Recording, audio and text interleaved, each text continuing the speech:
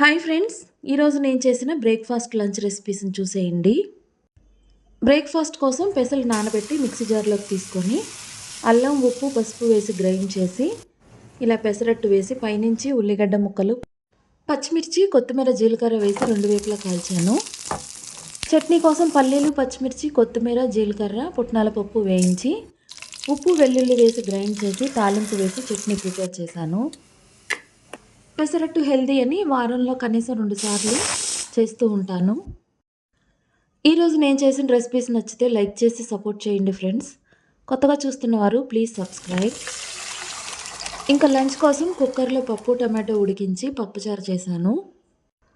ఉల్లిపాయ తాలింపులో దొండకాయ ముక్కలు వేసి అలానే మిగిలిపోయిన ఒక ములక్కాడ ఉంటే అది కూడా వేసేసి ఇలా దొండకాయ ఫ్రై చేశాను. Thanks for watching friends.